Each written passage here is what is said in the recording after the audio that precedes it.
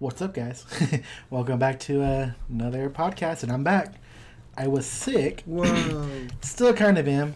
If I have to edit myself out here and there from coughing, it's kind of like a lingering cough. It's still sticking around. It's kind of annoying. But I'm back, and this time with Colin from Team ARG. How's it going? Whoa. Oh, as you would expect it to go. Yeah, I don't. And then we're also missing Joey. It looks like he lost power. Some sort of circuit flipped or something like that, and he has no access to circuit breakers, so very convenient story for why he's not here. Like 20 minutes, man, a circuit flipped, and there's no way to flip it back. Whoa! Was he like, he's like, I think it was when I was cooking. He's like, what? How is that? I don't even know. But, what the hell were you cooking? Yeah. His apartment is pretty small. There's not he could turn everything on, and the power probably wouldn't even notice that he's alive in his room. But yeah, he's in an apartment complex. So he's not here. But yeah. So usual intro stuff. Thank you guys for tuning in, and don't forget to support us and Happy Little Hook Factory, who helps support us as well, by visiting the link in the description below. You guys can pick up singles and sealed product. Now, singles, you can pick up anything that's been out. You can also send in some of the stuff that you're trying to get rid of. And I believe, Colin, you're saying that they have pre-orders? Yep, the pre-orders are up. If you go to if you click the link in the description below, it brings you to the homepage of Happy Little Hook Factory, where you can click on it has the pre-order up there for Awakening of the Ancients, which I forget how much you're selling it for, but it's usually super cheap compared to competitors. So I highly recommend getting that. And he also has the bundles where if you get a case, you get the playmat, the obvious stuff as well. Mm-hmm. So make sure you check that out, get those in, because he keeps selling out each pre-order. So make sure you guys get those in now, because it will inevitably sell out. And make sure you click that link in the description, because it helps him and it helps us as well. It's actually what's going to be helping us go out to Minnesota here, which I'm pretty excited about. So make sure to do that, especially if you guys are planning on getting that stuff anyways. Just click that link in the description, and And we can only cross our fingers that Force Reload does not delay this set again. Not that there's any reason to believe that, but you never know. Well, there's no reason to believe it before the first delay or the second delay, but here we are. And if you guys want to support us directly, you can always visit patreon.com/TcgScrubs and join our awesome patrons over there. We have a lot of cool stuff going on. We do some weekly to bi-weekly little deck reviews, Patreon podcasts, different things like that.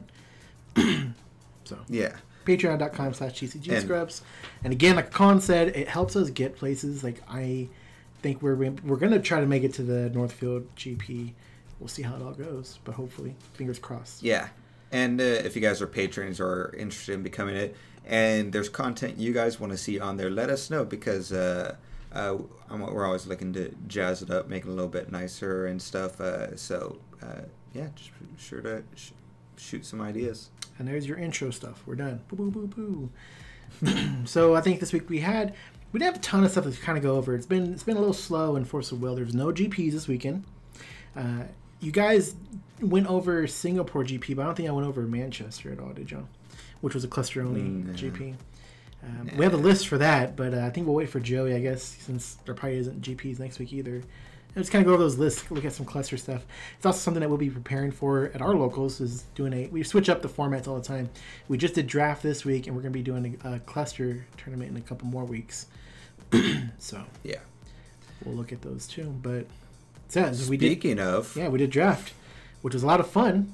We've been hitting 8 pretty consistently for our attendance, which is really great, because we haven't had those numbers in quite some time. We've been struggling. There'd be weekends where there was a weekend I can remember where I showed up and it was only me, and I sat there for 30 minutes and I was like, and nobody's coming. All right, text one of my friends, you want to hang out? And I just went to somebody else's house. So yeah, no, it's been really awesome. I think in the past 2 months, the lowest attendance we've had was 7 people.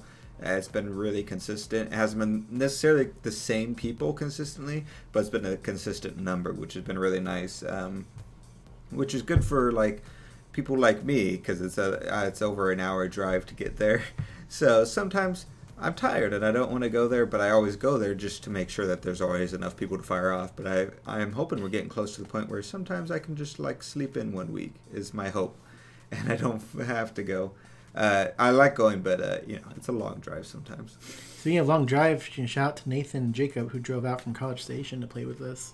They show up about once a month, usually for bigger events, and they came for this draft, which we had been, planning for some time. Had plenty of product, so. And there's tons of promos. So many promos. Yeah. Not the new promos, but yeah, I think the last we got were January, and we didn't even get the January Wanderer promos. I noticed. Yeah. But anyways, Colin, you want to talk about draft and maybe strategies behind it? I know we're not super duper good people at drafts like say Brandon Bremont is, but I guess we're not bad. I think you should talk about this, right? Because you won the event. I've been actually doing really good in draft lately, I feel like. But today I was undefeated the entire time. I lost 1 game, and outside of that, I didn't lose any other games. Did you lose to Lee at all? No. Oh, so the 1 game was against me. Yes. You and I 2-1. Oh, yeah. I guess I was against you. That second game was literally the worst drawing I've seen in my entire life. Oh my god! But yeah, it was a lot of fun, and it's one of those things where I was saying like draft and sealed in general was so vastly improved by the rune deck.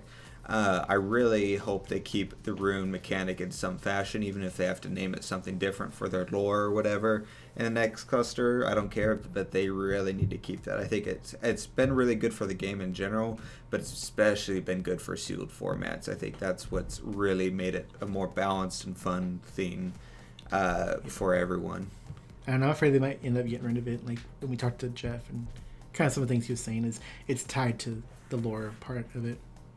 Yeah, which is stupid. I understand why the wording of it, but now you have the new one be Ascended, and they have 10 Ascension, and they can play these different cards that are Ascended. It's identical mechanics, but and it's an easy way to balance it, so you don't have to worry about like the new rulers having 10 Divinity and using old Divinity cards, because now they're Ascended. It's a different type of card, but it's identical functionality-wise, so it's an easy way to balance it, but continue the mechanic going forward. So I hope they do something like that, once, especially with all the contact they have with the player base. They'll know that how popular it is and that people like it, so it's being properly communicated. So you won. You feel like you're getting better. You had 1 game lost, which was to me, which was you chop it up to bad draws. So how do you not get bad draws then in a game?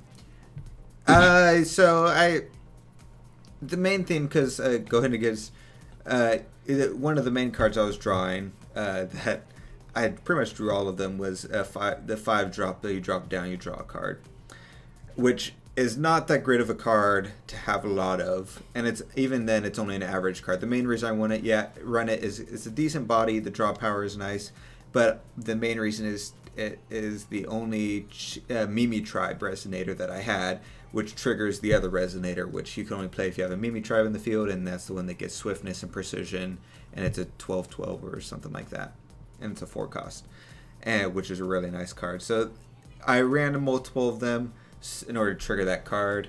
Ideally, you don't want to run that because I had a bunch of 5 costs. I had a lot of high cost cards in there, so ideally I probably shouldn't have run those, and I should have just taken out the 4 cost that relies on the Mimi Tribe, and that would have improved the draws in general.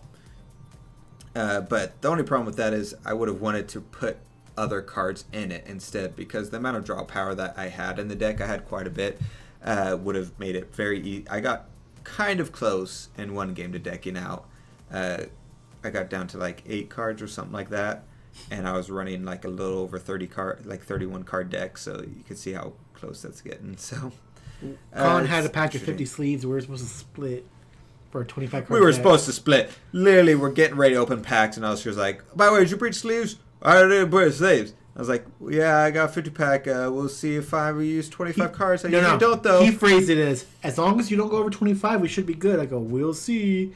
And then he's always like, so you have sleeves? Because I'm at like 26.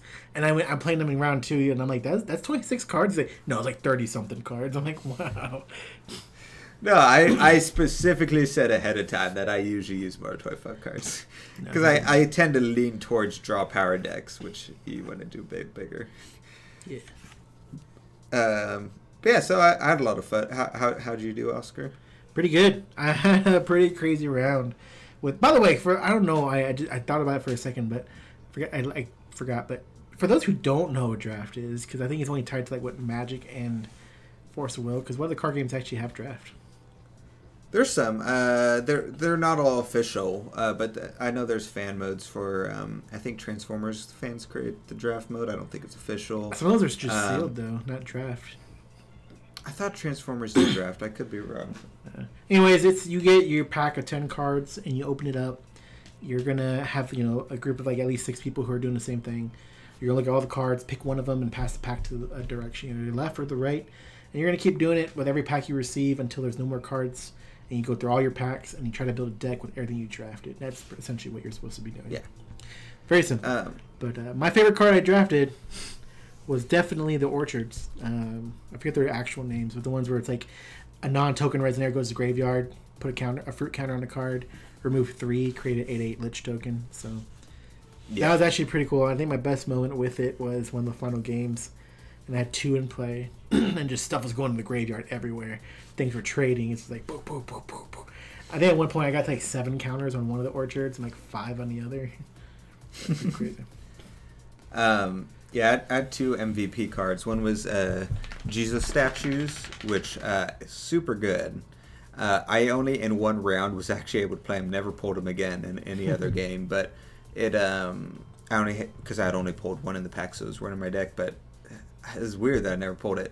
But that's the 1 drop. It's a 6/6, and it gets a counter at each end of turn phase, and it can't attack or block until it gets 6 counters, and then it keeps getting counters after that. So I had one, and it just kept building up and up and up to 18 and stuff like that. And then I played, and that's what essentially won me one of the games, and it won me another game. But the big MVP was I ran in my rune deck.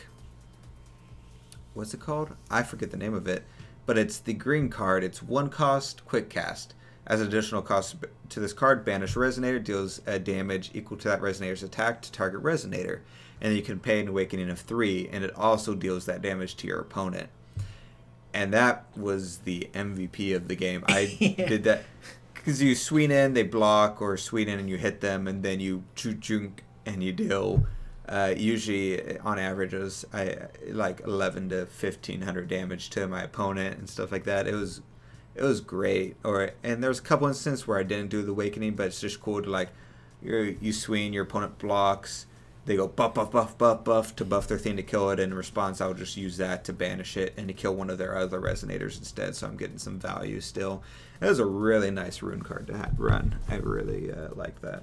Well, I remember I pulled that one game. I thought you were bluffing me. Like you swung in, and I was like, "Yeah, I'll take it." Boop, boop, boop, boop, boop. I take the damage on a little calculator.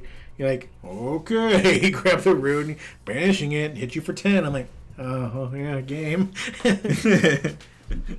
Yeah, I had that rune, and the other 2 runes I pulled the Master Rune, a Blade of Faith, and the Master Rune Table Flip. So that worked out really well. So I had 6 Divinity, so I was able to use the middle tier Draft Ruler. So it worked out really nicely. That's awesome. But it was fun. Yeah. I think everybody had a good time. I essentially just opened up my first card. I looked at it and I was like, "Oh, there's a Dark Alice in here. Yeah, I'll take it." And then from that point, I was like, "All right, I'll take all the white cards." And I'm like, next pack, I'm like, "Oh, look, a really good black card. All right, white black." And I literally just took all the white black cards from that point on. When there wasn't white black ones to take, I would look at what was there, be like, "What's the best thing somebody could abuse here?" And I'm like, "I'll take that out."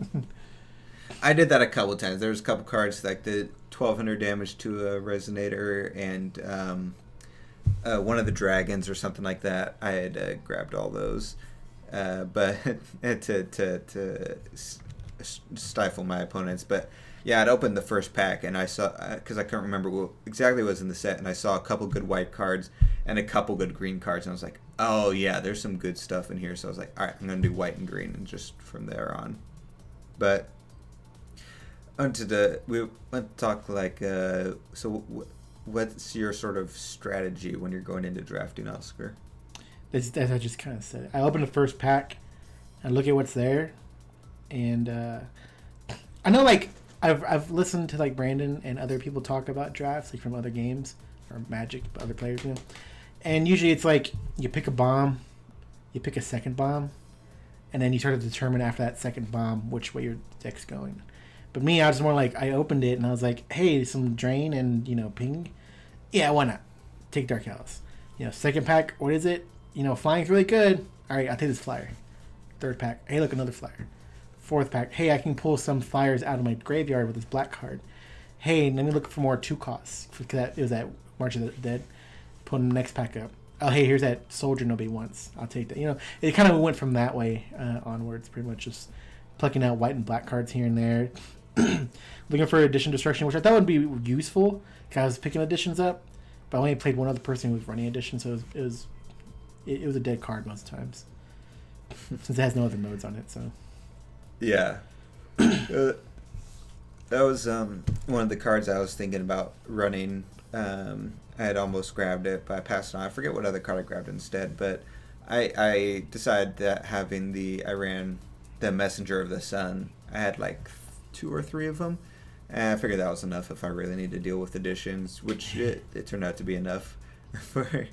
But yeah, one of the things I was looking for, and this is why I leaned towards yellow and green, was Resonator destruction and removal, because that's like I feel like a big thing inside of like sealed formats, especially draft and stuff like that, because there's no cancels or counters usually.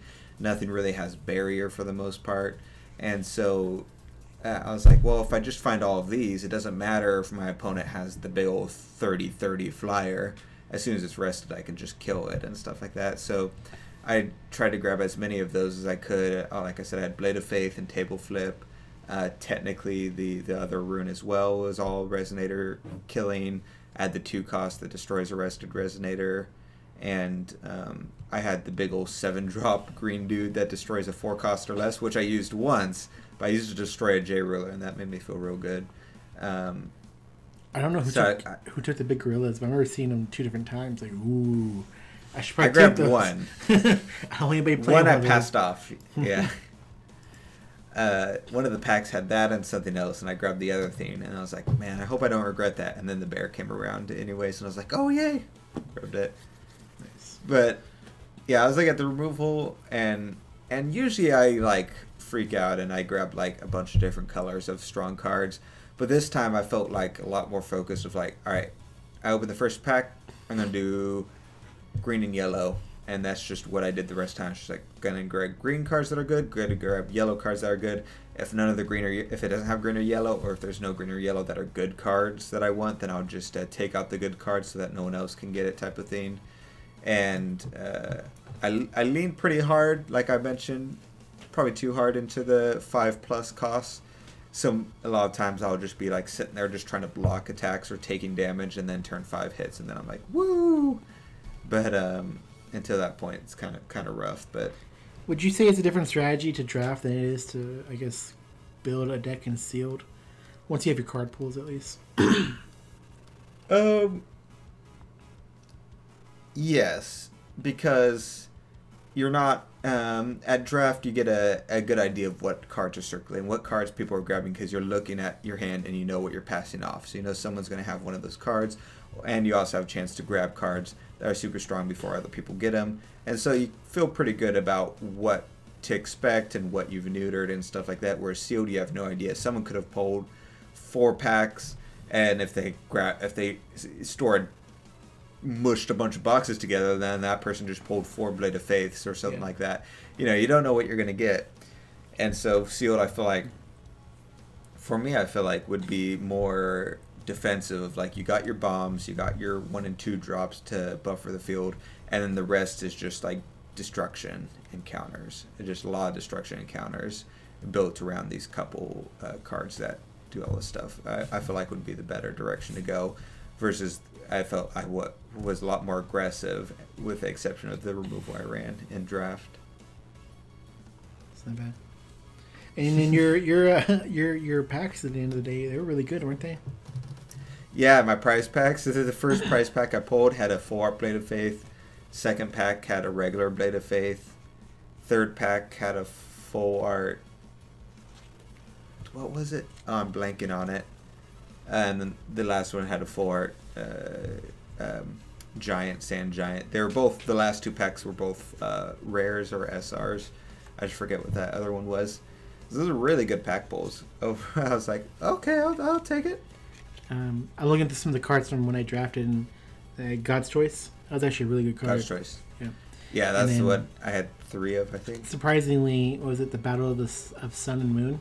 That helped me win about 2 different games, at least.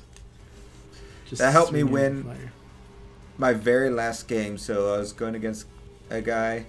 I won 1, and then we were on game 2, and we went down to turns because time ran out, and it was, I think I was it was one of those things where it's like either I was turn 3 or I was turn 2, and he was going to be turn 3, I think, if I remember right.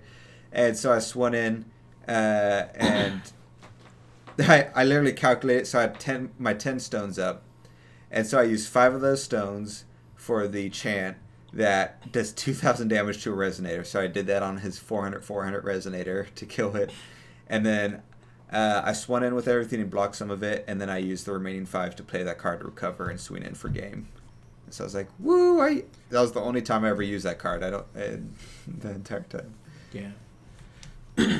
That's about how our draft weekend went. Anything else you want to add on? Just to be focused on if you guys go to do draft, just focus in, even if you're like, oh, I want to build green and blue. Oh, now I'm starting to get really good red cards, which you could switch to at some point. But once you get past a certain point, you don't want to do that switch, because then you're going to have this hodgepodge 3-color deck, which can work sometimes. Obviously, you can have like 1 or 2 cards that are 3 colors if you're going to just use limit counters to play them. But it's best to use the limit counters on cards in like a 2-color deck, in case you pull like 2 greens and you're still waiting on a yellow, but you have yellow cards to play, which happened to me a lot.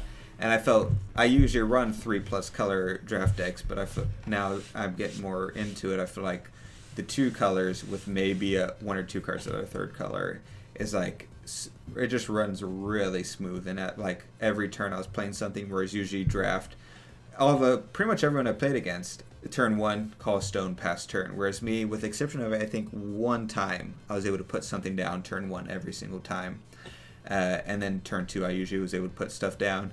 Turn 3 and 4 were usually a little iffy, because all of my resonators were either 2 cost, 1 cost, 2 cost, or 5 cost, and so I had a little bit of a gap there. But outside of that, because I focused on the colors, even though not all of the cards were superb, all of them I was able to consistently play. So I'm not stuck with a super strong card that I can't physically play, or I can, but then I can't use the other card that's of that same color because I used all the limit counters already. Yeah, no, I had, besides when I played you, I usually had something on first turn, which is pretty nice, like the 2/2 flyer. At least. Yeah. Yeah. Next week, like I said, we're going to be doing cluster formats. So if you guys have any suggestions for us to run, let me know. Maybe you can tell me what to run. And let me tell you, if you're wondering what our meta is like in our locals, it's pretty much all machines, 1 Brunhild deck, and that's really about it. Colin does pandas or machines. It depends on what he wants to do for the week. Well, it'll be cluster. It's cluster. So he can't do pandas. Yeah, he'll be doing machines. I did machines once, I think, for cluster that we did, right? And I did, and it wasn't even fully built because I was missing some of the cards, and I either won or got 2nd place. I think I got 2nd place because I lost to someone, or partially. But it was a lot of fun. I know everyone's running machines, but I probably still will, just because I really like machines. They're a lot of fun. But I told Oscar, maybe I'll look at like Fuji or something just to be different.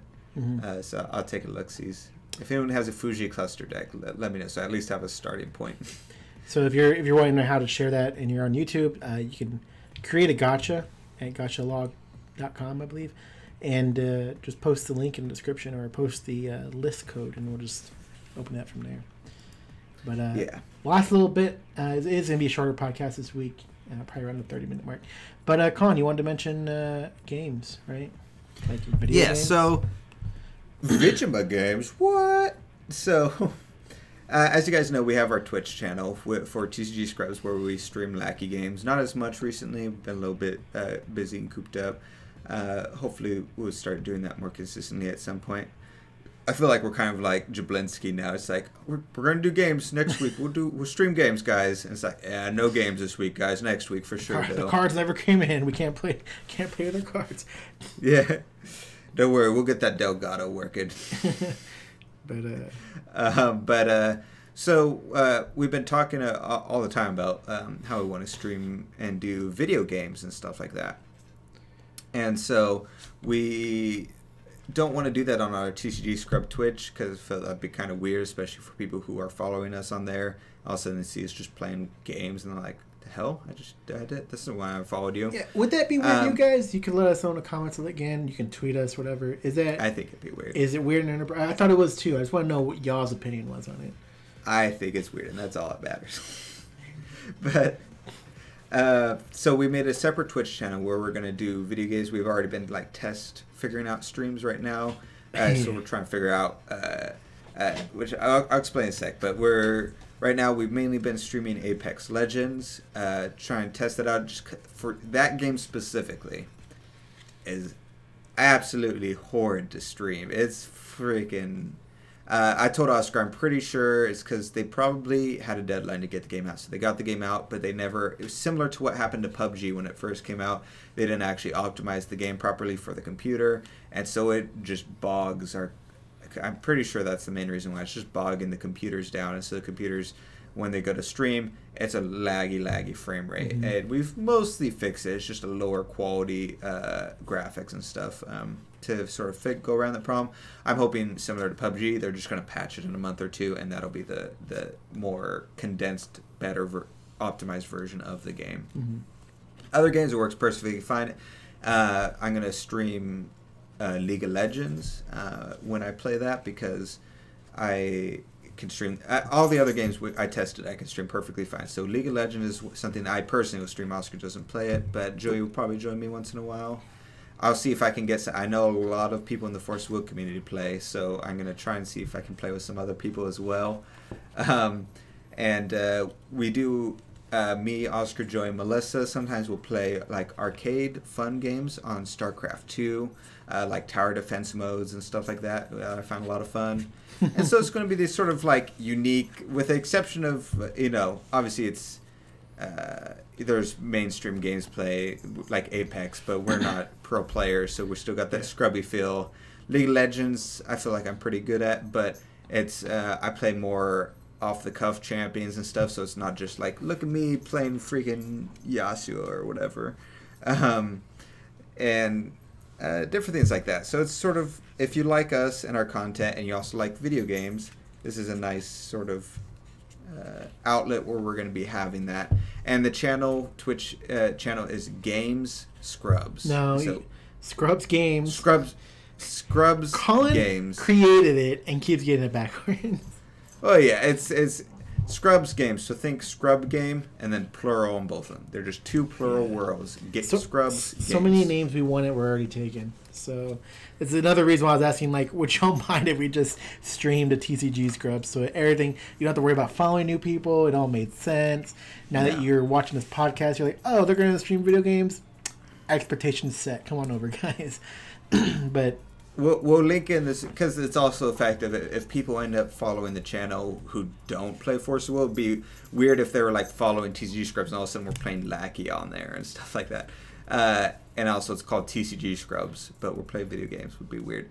So I felt it was good to have a separate outlet for that. And we'll probably kind of like how Six Sages Gaming isn't Six Sages anymore. It's just they play whatever, and he plays video games. Yeah, I disagree with that. Yeah, but I know several YouTube channels do that. I don't like. I follow some of those channels, and whenever I see them playing games, like there's channels I watch like reaction stuff. I watch, and all of a sudden they'll be playing video games. I'll be like, well, why? I don't want this in my feed. That's true. What is this doing here? It annoys me, and so that's why I'm like, if it annoys me, it doesn't hurt anyone to just hit another button to go to another place. But, and I wonder if you guys can hear that. Melissa's watching a horror movie, but and we'll probably have a separate YouTube channel where we'll upload like maybe clips or stuff like that if people are interested in that. Maybe we'll upload some of it to this channel to sort of gauge interest and stuff like that. But what? But that's not card games, Colin. What are you doing? It's stuff on the weekend. It's fine. Weird. Just so weird, Colin. It's not stuff that would be on the channel. It's just to push over to the other channel once we do that. Oscar doesn't understand how any of this works. It's fine. Anyways, you guys, you'll see stuff that's hilarious sometimes, like Joey being super salty about not understanding a tower defense game, which happened this weekend, and Colin didn't turn on the recording option for Twitch, so that it's not there. You can't go rewatch it, but it was hilarious. It's okay. It'll happen again. 12 rounds of his tower defense before Joey got it down. I was able to actually turn some wins around. And even then, he was like, "Wow, I didn't know about this. Colin didn't tell me." And I was like, "The game tells you. I didn't know I had to tell you that." Don't worry, guys. It'll happen again. If you like seeing Joey get mad at stuff, and then and then me and Colin got into it. And eventually, Joey and I apparently are going to square off in StarCraft 2 because Joey thinks he can beat me in regular StarCraft 2 mode. Yeah, so no, it's a 1v3. You said you'd take me, Melissa, and Joey on.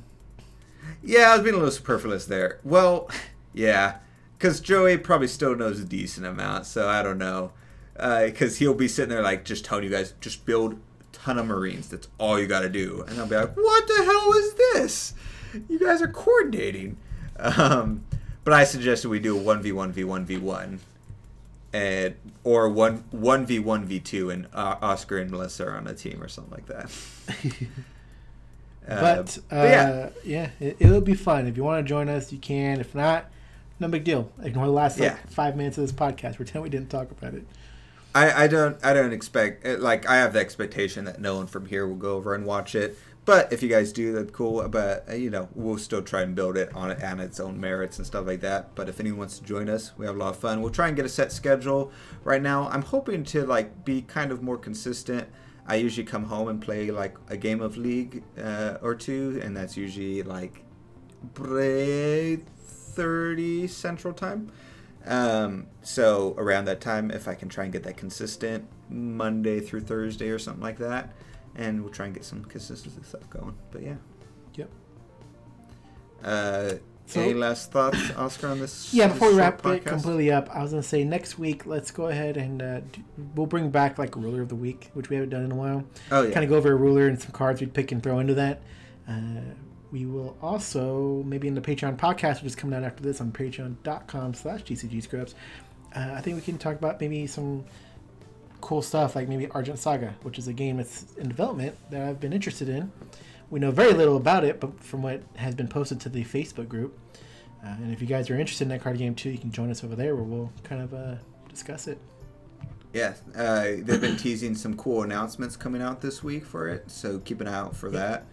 And I believe you said, and then they'll be launching the Kickstarter probably in the next month or two.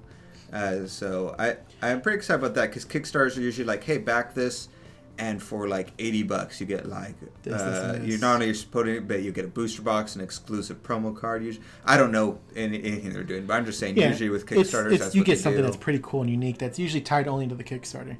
But real quick, it's a game from ARG, which you probably are familiar with the States kits or a holiday event kits they usually run, or their bigger events that are in Orlando or very Vegas, which they had recently. That's who's making the game, and in similarity of how it runs, people compare it to Kaijudo, Force of Will, Hearthstone type of way it runs. Yeah. But we'll go over that. I just want to kind of give you guys a heads up of what it's like and who it was. But we'll go over it in the Patreon podcast. So we'll see you guys next week. Hopefully Joey's here with power. He burnt that excuse, so he can never burn that one again. And we'll see you guys next time. Burnt that like he burned his fucking power switch.